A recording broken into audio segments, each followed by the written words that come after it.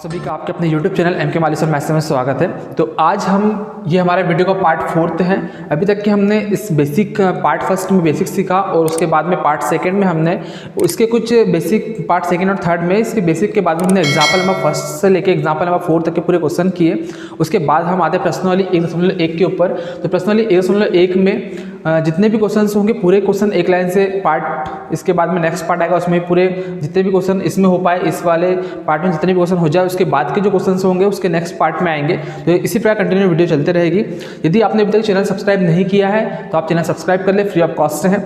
और चलिए बिना देरी किए स्टार्ट कर लेते हैं। क्वेश्चन आपको यहाँ पे दिख ही रहा है। सबसे पहला क्वेश्चन है कि 135 और 225 में आपको क्या करना है, यहाँ पे निम्नलिखित संख्याओं का एचसीएफ ज्ञात करना है। दो संख्या दी है। एग्जाम्पल में भी हमने क्या किया था, धनात्मक पूर्णांकों के लिए हम यूक्लिड विभाजन प्रमेय का प्रयोग करते हुए एचसीएफ और एलसीएम ज्ञात करेंगे इस प्रश्नावली में। तो यहाँ पे आपको जितनी भी संख्याएं दी रहेंगी वो सभी की सभी धनात्मक संख्याएं होगी। मतलब कि आपको यहाँ पे 135 और 225 दोनों ही क्या है, धनात्मक पूर्णांक है।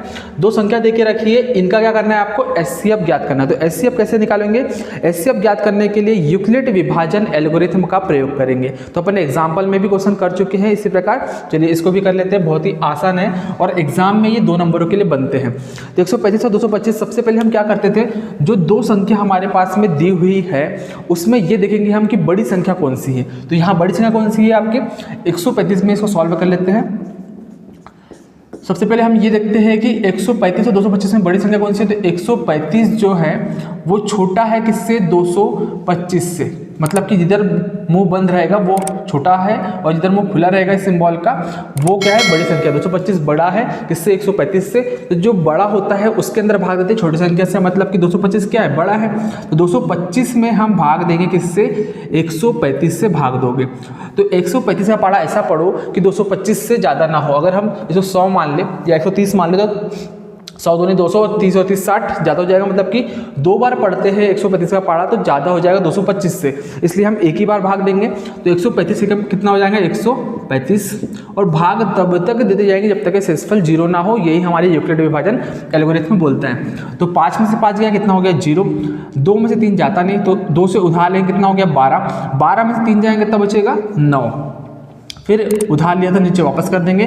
2 में से एक और एक कितना, 2 गया, कुछ भी नहीं बचेगा। तो यहाँ पे आपको कट भी नहीं लगाना है और 0 भी नहीं लगाना है, क्योंकि हमको ये जो बचा हुआ है इसका वापस से भाग देना है। क्योंकि शेषफल हमारा कितना आ गया, 90। शेषफल क्यों बोल रहे हैं, क्योंकि जिससे भाग दिया उससे छोटी संख्या यहाँ पे आ जाए तो वो हमारा क्या हो जाता है, शेषफल। इसमें आपको दशमलव लगा के भाग नहीं करना है, ठीक है ना। अब जो हमारे पास में शेषफल बच गया ये 90, इसका वापस से हम इसके ऊपर वाली संख्या में भाग देंगे और इस तरीके से तब तक करते जाएंगे जब तक शेषफल 0 ना आ जाए। चलिए देखते हैं। तो 90 का भाग किस में देंगे आप, 135 में भाग देंगे। फिर से 135 में, तो 90 का पढ़ा ऐसा पढ़ो कि 135 से ज़्यादा ना हो। 9 दूनी 18, 180 हो जाएगा 2 बार पढ़ोगे तो, इसलिए इसमें भी एक ही बार भाग जाएगा। 90 का 90 माइनस करेंगे तो 5 में से 0 हो जाएगा तो 5 ही बचेगा। फिर यहाँ पे 3 में से 9 जाते नहीं, उधार लेंगे कितना हो जाएगा, यहाँ पे 13। 13 में से 9 जाएंगे कितना बचेगा आपका, 9 और 4 13, 4 बच जाएगा। फिर एक वापस एक में से गया कुछ नहीं, तो आपको यहाँ पे कुछ भी नहीं लिखना है। फिर यहाँ पे अपने पास में भाग देने पर किससे भाग दिया आपने, 90 से भाग दिया। तो 90 से भाग देने पर शेषफल कितना आ गया, उससे छोटी संख्या यहाँ पे आ गई, मतलब कि ये शेषफल हो गया। तो शेषफल हमारा 0 हुआ क्या, नहीं हुआ। तो हम फिर से भाग देंगे। अगेन इसके बाद 45 का फिर से 90 में भाग दोगे। तो 45 किस में भाग दोगे, 90 में। 90 को यहाँ लिखोगे। अब 45 का पढ़ा ऐसा पढ़ना है कि 90 आ जाए। तो आपको सभी को पता है कि 45 दूरी कितना होता है, 90। 2 बार पढ़ोगे तो भाग चले जाएगा। 90 में से 90 का कितना बच गया, 0। तो जिससे भाग देने पर शेषफल 0 हो जाए वही हमारे इन दोनों संख्याओं का क्या होता है, एचसीएफ होता है। मतलब इन दोनों संख्याओं का एचसीएफ की बात कर रहे हो तो 45 से भाग देने पर शेषफल 0 आया, इसलिए इन दोनों संख्याओं का जो शेषफल होगा वो कितना हो जाएगा, 45। मतलब कि जो भाजक है वो कितना है, 45 है। यही हमारा इसका आंसर होगा। नीचे हम इसको, ये तो हमारा क्या हो गया, एक तरीके से सॉल्व करने का तरीका हो गया। अब हमको इसको यूक्लिड विभाजन प्रमेय के रूप में किस तरीके से लिखना है तो उसको भी आप इसके नीचे लिखेंगे। यहाँ नीचे जगह नहीं है तो मैं आपको यहाँ साइड में करवा देता हूँ। जस्ट पहले इतना करना है, इसी के नीचे की लाइन आपको ऊपर लिखवा दे रहा हूँ। यूक्लिड विभाजन एल्गोरिथम से। क्वेश्चन में बोला है एल्गोरिथम तो एल्गोरिथम लिख देंगे। क्वेश्चन में बोला है प्रमेय का तो प्रमेय का लिख देंगे। तो यहाँ पे क्या बोला है आपको, एल्गोरिथम। तो यूक्लिड विभाजन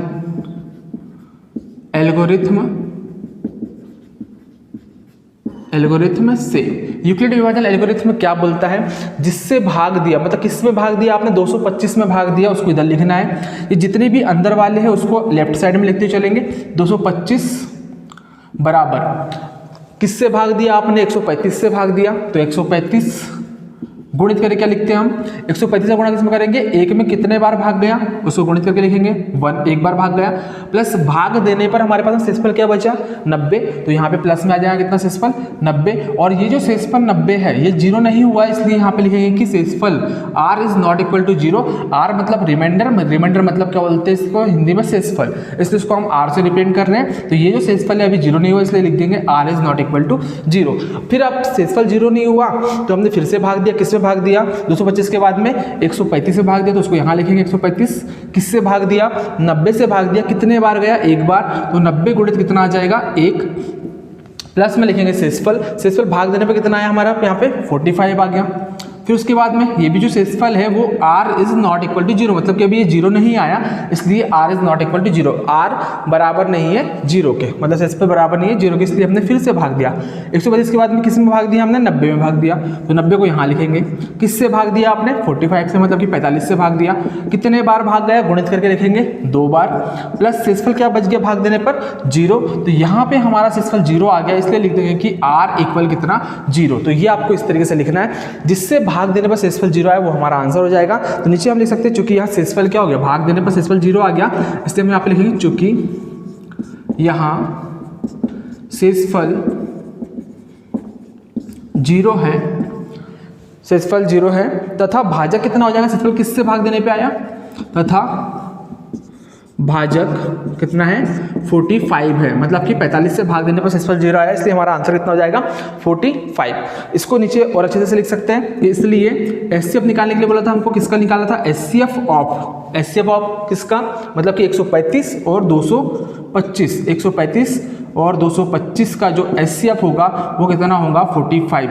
इतना लिख के आप इसको आंसर आके लिख दोगे, आपका क्वेश्चन ये कंप्लीट। इसी प्रकार इसका क्वेश्चन नंबर सेकंड भी इसी तरह है। चलिए देखते हैं क्वेश्चन नंबर सेकंड, आपका 196 और 38,220 इन दोनों का भी आपको एचसीएफ याद करना है, जैसे हमने फर्स्ट क्वेश्चन किया सेम वैसे ही ये भी करेंगे।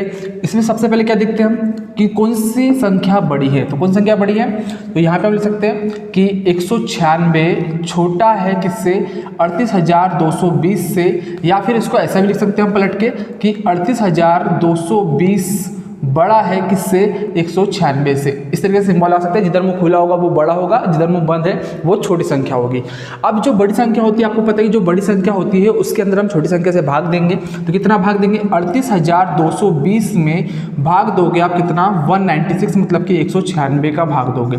196 का पारा ऐसा पढ़ो कि 38,220 से कम संख्या है, या फिर सॉरी हम पहले तीन डिजिट में भाग देंगे है ना, 382 में 196 का पारा ऐसा पढ़ो कि 382 से कम आए, है ना, 382 से ज़्यादा नहीं आना चाहिए। तो 196 का पारा कितने बार पढ़ोगे आप, अगर हम 2 बार पढ़ते तो 400 समथिंग आसपास आएगा, है ना, 400 से मतलब 304 काम है तो कितना आ जाएगा यहाँ पे 392 के आसपास आएगा, ठीक है। तो हम एक बार 2 बार तो पढ़ नहीं सकते इसलिए एक ही बार पढ़ेंगे, तो 196 का कितना हो जाएगा 196, माइनस करेंगे 2 में से ज़्यादा नहीं तो 12 में से 6 गए कितना 6, एक वापस 18, यहाँ पे 8 में से 9 और 1 10 जाएगा नहीं, इससे उधार लेंगे कितना हो जाएगा 18 हो जाएगा, 18 में से 9 और 1 10 जाएंगे कितना बचेगा 8, 18 में से 10 जाएंगे तो 8, फिर एक वापस, फिर 3 में से 2 जाएंगे कितना बचेगा 1 बचेगा। इस प्रकार कितना बच गया 186, और हम एक संख्या भाग देने के बाद में यहाँ से एक संख्या ऊपर से नीचे उतार सकते हैं। तो हमारे पास में हो गया कितना 1862। अब 196 का पारा ऐसा पढ़ो कि 1862 के आसपास आपका आए, तो हम अधिकतम कितने बार पारा पढ़ सकते हैं 9 बार पढ़ सकते हैं। तो 196 का 9 बार पढ़ के देखते हैं, अगर इससे छोटी संख्या आ गई तो ठीक, नहीं तो फिर हम 8 बार पढ़ लेंगे। तो 9 छंग 54 के कितना हो गया 4, हासिल के 5, 9 9 81 और 5 कितना हो गया 81 और 5 86, 86 के 6, हासिल के कितना हो गया 8, फिर 9 एकम 9, 9 और 8 कितना हो गया 8 और 8 16 1 17, मतलब कि 9 बार पढ़ने से 1764 आ रहा है, जो कि इससे छोटा है तो हम भाग दे सकते हैं, मतलब कि 196 का 9 बार पारा पढ़ने पे हमारा भाग चला गया, माइनस कर लेंगे। 12 में से 4 जाएगा कितना हो जाएगा 8, माइनस करते हो आपको सभी को आते ही है। 12 में से 4 जाएगा कितना हो जाएगा 8, उधार लेते नीचे वापस, 6 में से 6 और 1 7 जाता नहीं, उधार लेंगे 16, 16 में से आ जाएगा कितना हो जाएगा 9, 9 7 16 एक वापस, और फिर 8 में से ये 8 जाएगा तो 0 और 1 में से 1 गया तो 0, मतलब हमारे पास में यहाँ पे क्या बच रहा है 98 बच रहा है। अब हम भाग देने के बाद में हमारे पास संख्या कौन सी बची, 2 तो हमने यहाँ पे उतार लिया था, ये 0 बचा, 0 को यहाँ पे उतार लेते हैं, 980। तो 196 का पहाड़ा ऐसा पढ़ो कि 980 आ जाए।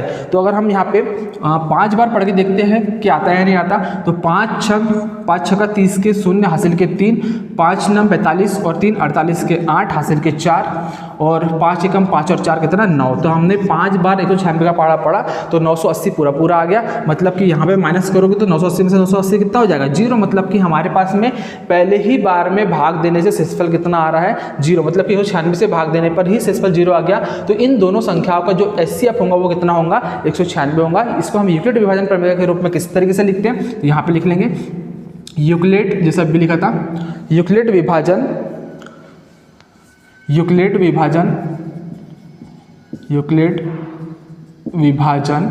एल्गोरिथम से, ये लिखना बहुत जरूरी है। ये वाला जो पैटर्न है ये लिखना बहुत जरूरी है। ये भी आपको करना है। कई लोग इसको रफ में करते, तो रफ में नहीं करना है, आपको फेयर में ही करना है, क्योंकि इसको देख के तो हम यहाँ पे लिख रहे हैं। तो किस में भाग दिया आपने, उसको लिखते 38,220 में भाग दिया। किससे भाग दिया 196 से भाग दिया। 196 से कितने टाइम से भाग गया, गुणित करके लिखेंगे कितना 196 गुणित कितना 195 प्लस शेषफल कितना आ गया भाग देने पर। तो लास्ट में आपने देखा कि पहले ही बार भाग देने पर शेषफल कितना आ गया 0 आ गया। मतलब हम यहाँ पे लिख देंगे कि R = 0, मतलब कि यहाँ शेषफल 0 है, अतः हम भाग देना बंद कर देंगे, हमारी प्रक्रिया यहीं पे समाप्त हो जाती है। तो हम यहाँ पे नीचे क्या लिख देंगे, क्योंकि यहाँ शेषफल क्या है 0 है, क्योंकि यहाँ शेषफल 0 है तथा भाजक कितना है, किससे भाग गया वो उसको बोलते हैं भाजक, तथा भाजक कितना है,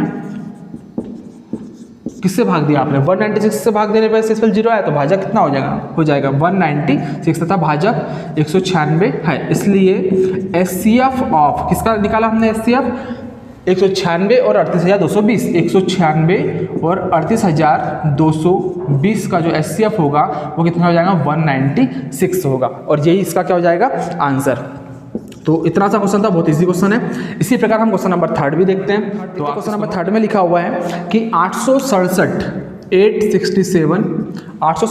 और 255 का एचसीएफ ज्ञात करना है। तो इसमें भी वही कंडीशन देखेंगे। सबसे पहले देखेंगे कि दोनों संख्याओं में से बड़ी संख्या कौन सी है, उसमें भाग देंगे। तो बड़ी संख्या कौन सी आपको दिख रहा है कि 867 बड़ा है किससे 255 से बड़ा है। तो 867 में भाग दोगे किससे 867 में भाग देंगे हम 255 का, और तब तक भाग देंगे जब तक कि शेषफल 0 ना आ जाए। यही हमारा यूक्लिड विभाजन एल्गोरिथम का स्टेटमेंट है। तो यहाँ पे क्या करेंगे अपन, तब तक भाग देते जाएंगे जब तक शेषफल 0 ना आ जाए। तो यूक्लिड विभाजन प्रमेय का यहाँ पे प्रयोग करेंगे। 255 से भाग देंगे।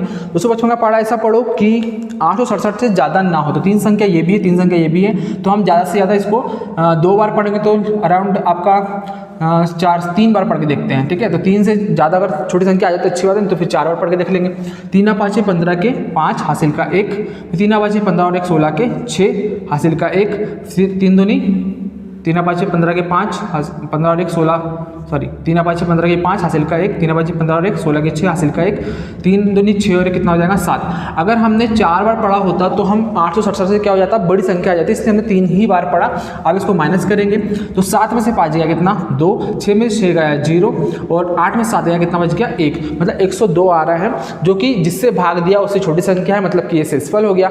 अगर इससे बड़ी संख्या आती है यहाँ पे तो हम क्या बोलते कि और भाग चले जाता, फिर वो शेषफल नहीं होता। तो 102 आ गया, इसलिए भाग देने पर 0 नहीं आया, इसलिए हम इस 102 का फिर से वापस से ऊपर वाली संख्या में भाग देंगे।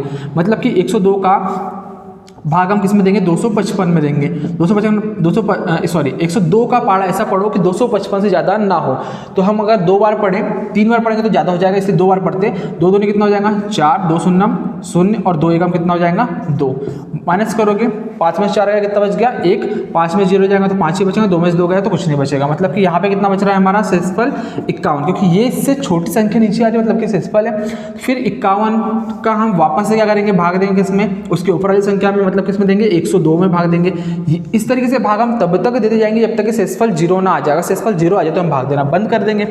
और 51 दूनी कितना होता है 102, दो का 2 बार पढ़ लोगे, 2 एकम 2 और 2 पंचे कितना हो जाएगा 10। तो 102 में यहाँ पे 51 में 102 में 2 बार भाग चला गया, तो माइनस करेंगे 102 में से 102 0। मतलब कि किससे भाग देने पर सिस्पल 0 आया, तो 51 से भाग देने पर सिस्पल 0 आया। मतलब कि इन दोनों संख्याओं का जो एचसीएफ होगा वो कितना होगा 51। मतलब कि यहाँ पे भाज्य कितना है 51 है। तो अब नीचे इसी तरीके से कंडीशन इसी के नीचे आपको यहाँ पे लिखना है, मेरे पास जगह नहीं है जब नीचे, इसलिए मैं यहाँ पे साइड में लिख रहा हूँ। ये कंडीशन आपको इसी के नीचे लिखना है। तो यूक्लिड विभाजन प्रमेय से क्या किया हमने, सबसे पहले 867 में भाग दिया, तो 867 को यहाँ पे लिखोगे, किससे भाग दिया 255 से भाग दिया। 255 गुणित कितने बार भाग गया, तो 3 बार भाग गया, तो गुणित 3 प्लस शेषफल कितना आया इसको भाग देने पर 102। तो 102 शेषफल आया, मतलब कि यहाँ पे r is not equal to 0। ये जो 102 है यहाँ पे 0 चाहिए, मतलब वहाँ पे 0 नहीं है, इसलिए हमने फिर से भाग दिया। किसमें भाग दिया, ये बीच वाले जो लिखे हुए हैं वो पूरे इस साइड आते रहेंगे। फिर से किससे भाग दिया अपन ने 255 में भाग दिया, किससे भाग दिया 102 से भाग दिया। कितने बार भाग गया, 2 बार भाग गया, 2 बार भाग दिया, प्लस शेषफल कितना बचा भाग देने पर 51। मतलब कि अभी भी हमारा शेषफल 0 नहीं है, तो r is not equal to 0। फिर हमने अगेन फिर से भाग दिया, क्योंकि शेषफल 0 नहीं आया, तो हमने 102 में भाग दिया। किससे भाग दिया 51 से भाग दिया, गुणित कितने बार भाग गया 2 बार दिया भाग, प्लस शेषफल क्या आ गया 0। मतलब कि हम यहाँ पे लिख देंगे कि r इक्वल क्या आ गया 0।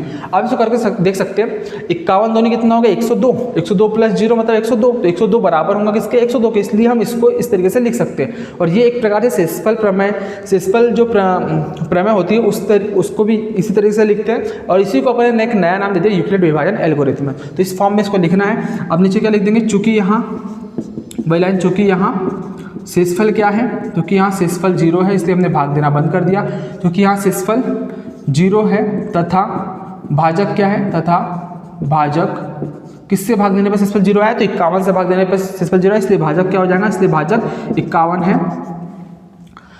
इसलिए एचसीएफ क्या हो जाएगा हमारा, इसलिए एचसीएफ ऑफ किसका निकाला हमने 867, 867 और 255 का जो एचसीएफ होगा वो कितना होगा 51 होगा। तो 51 से भाग देने पर शेषफल 0 आ गया, और यही हमारा क्या हो जाएगा आंसर हो जाएगा। इसको आंसर डाल के आप अलग से लिख देंगे। तो ये हमारे 2 नंबरों के लिए क्वेश्चन थे। 2 नंबरों के लिए 2 अंक के लिए पेपर में पूछे जाते हैं। एक क्वेश्चन आता ही है, आपको पता भी है, पुराने पेपर उठा के देख लेना आपने। 2 अंक के लिए ये 4 क्वेश्चन आपके 3 क्वेश्चन है। पहले के 3 क्वेश्चन यहाँ पे आपको कंप्लीट होते हैं। इसके बाद में इसका नेक्स्ट पार्ट आएगा, उसमें आपको जो क्वेश्चन नंबर 2 से लेकर लास्ट तक के जितने भी पर्सनली के क्वेश्चन है उसको कवर करवाने की कोशिश कर रहे हैं, जितने भी कवर हो जाए सेकेंड पार्ट में, और फिर इसके बाद में नेक्स्ट पार्ट बनते रहेगा। तो ये हमारा वीडियो का पार्ट 4 था। इसके बाद पार्ट 5, 6 इस तरह के चैप्टर के पूरे पार्ट बनते जाएंगे। और एक प्लेलिस्ट बनी हुई है 10th क्लास। आप अगर आप वीडियो के प्लेलिस्ट में जाओ, इस चैनल के प्लेलिस्ट में जाओगे तो प्लेलिस्ट आपको मिल जाएगी 10th एनसीईआरटी मैथ्स। उस प्लेलिस्ट में जाके 10th एनसीईआरटी मैथ्स को क्लिक करना, तो उसमें सारी एक लाइन से आपको पूरी वीडियो 10th मैथ्स की जितनी बन रही है वो पूरी आपको मिल जाएगी। तो इसी प्रकार हिंदी मीडियम के भी वीडियो चल रही है। यदि कोई स्टूडेंट इंग्लिश मीडियम में भी हमारी वीडियो देख रहा है, तो अगर आप इसका इंग्लिश मीडियम में भी चाहते हैं तो आपको इंग्लिश मीडियम में भी मिल जाएगा और हिंदी मीडियम में मिल जाएगा। और जैसे कि आपको मैंने बता दिया है कि अभी ऑनलाइन क्लास तो चलते रहेगी इसी प्रकार से, और हमारी ऑफलाइन बैच भी 1 मई 2023 से स्टार्ट हो गई है, जो कि आपको पता है कि मुल्ताई में है। और जितने भी स्टूडेंट मुल्ताई के आसपास के वो आना चाहते हैं तो वो जल्दी से जल्दी कोचिंग स्टार्ट कर सकते हैं, क्योंकि बोर्ड 10th और 12th बोर्ड क्लासेस में अभी से पढ़ने की ज़रूरत है, तभी आप अच्छा एक स्कोर कर पाओगे। तो चलिए मिलते हैं इसी के बाद में नेक्स्ट वीडियो में, नेक्स्ट पार्ट में। कमेंट बॉक्स में कमेंट जरूर कीजिए कि आपको ये वीडियो कैसी लगी, और इसी प्रकार नेक्स्ट वीडियो अगर आप पार्ट इसके बाद में नेक्स्ट चाहते हैं तो आप कमेंट जरूर करें, जल्दी से जल्दी हम उसको भी लेके आएंगे। रोज़ कंटिन्यू आपको एक से 2 वीडियो रोज़ की मिलते रहेगी। चलिए मिलते हैं नेक्स्ट वीडियो में, तब तक नमस्कार, धन्यवाद, आपका दिन शुभ हो।